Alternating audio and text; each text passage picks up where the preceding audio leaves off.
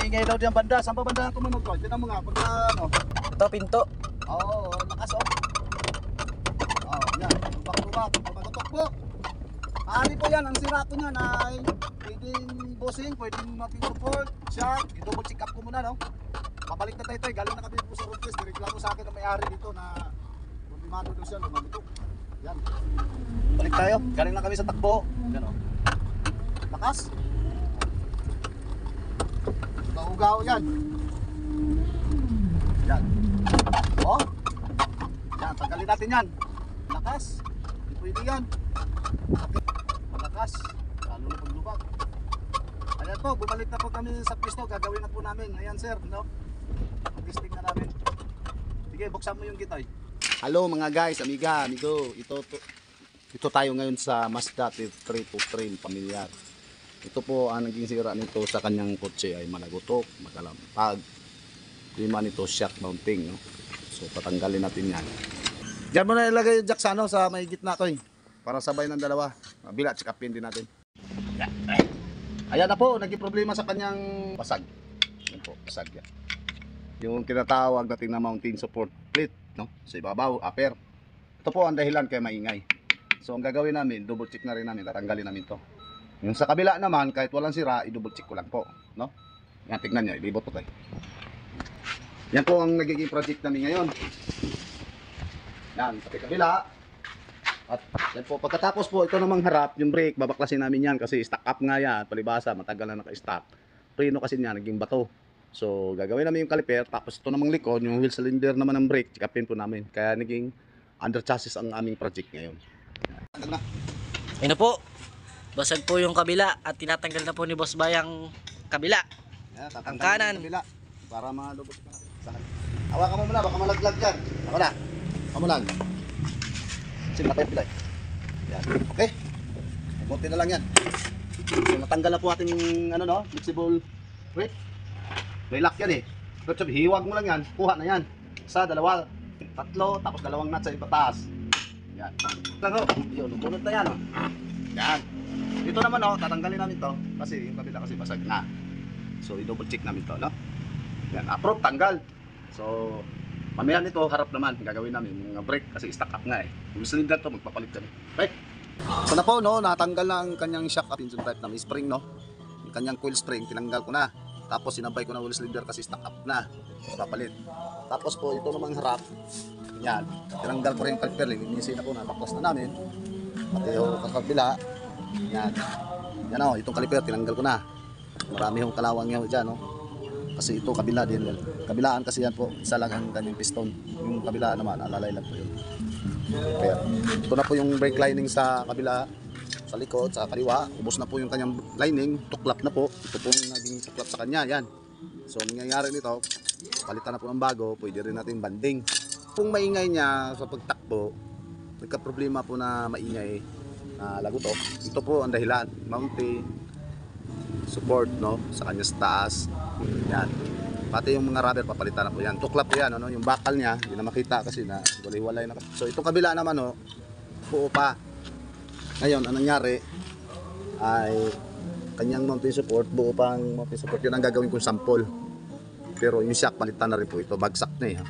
Hindi na talaga siya nabalik. Dapat kasi yan, pagka binaba yung shock natin, pag diniin mo yan, nabalik.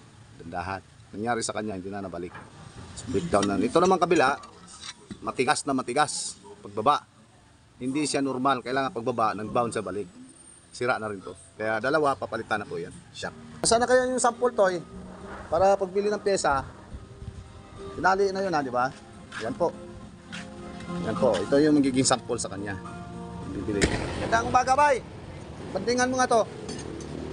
Nga wala na lining to eh. Para pakiramdam. Sa mapakiramdam mo? Nako po. Ayaw ko nga magbanding sa ano. Ayaw mo sana magbanding.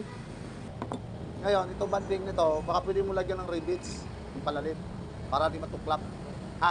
Masama pakaramdam mo eh. Sige, balikan ko yan.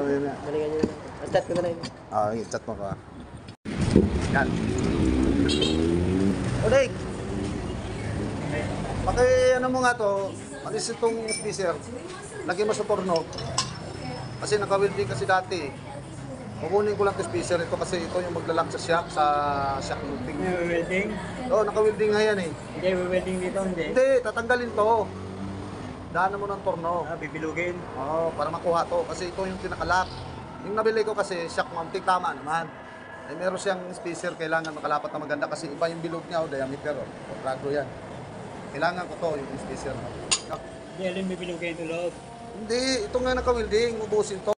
Salang mo lang sa torno, ubusin mo to kasi ito ang kailangan ko, ito. Hindi ito.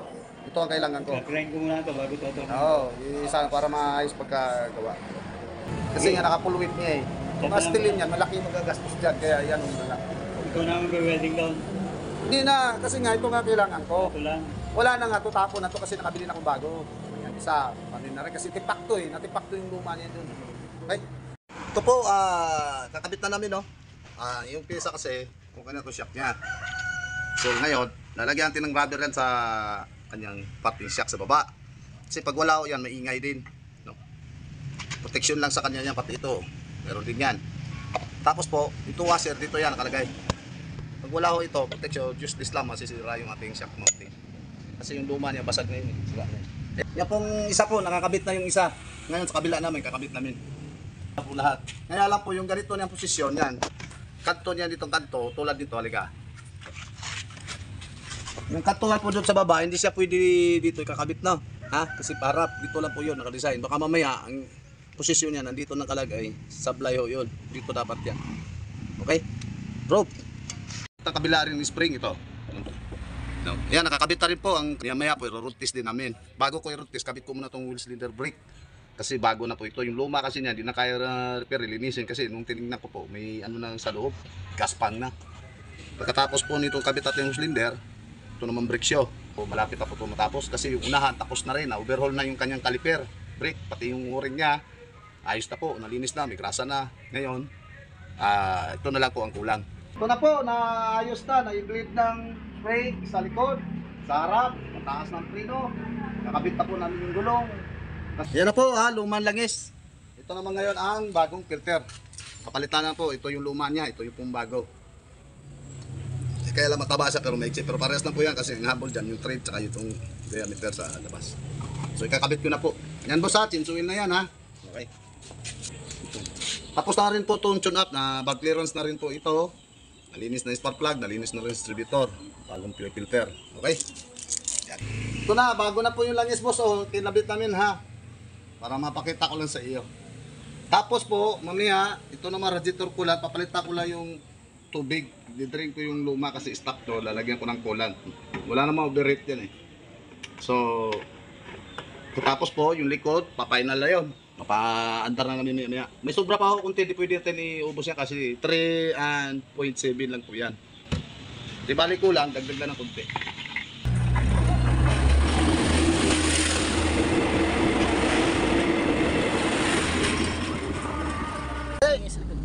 Ayan na po, boss. Nirotis na namin. Wala na yung nagutukan sa likod. Ayan o, wala na ha. Nirotis kami sa highway. Ayan o, nasa highway kami. Malayo-layo na ho ang order mo sa akin. Job order. Likod, wala nagutok. Yun, nakita nyo, shock mounting ang problema. Palitan rin ako ng shock.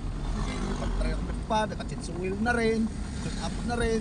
May kulang na yung tubig ng filter niya. Palit po, check up lang. Hindi po ako nagpalit ako ng ball joint ha. Kaya din, wala. Kasi tingnan ko naman, pwede pa naman. Buhay na po muli ang Mazda 323 pamilya. Yan po, ating mga viewers dyan. Kung nagustuhan lang po yung aking video, pakipalo na lang po, like, share. Yan ako po yung magpapasalamat po sa inyo sa pagsabay at suporta. Hanggang dito na lang po ang aking video. Ayos na po, wala ka namang ilaw to, yung dilim. Dapat na ilaw. Huwag siya doon siya yun.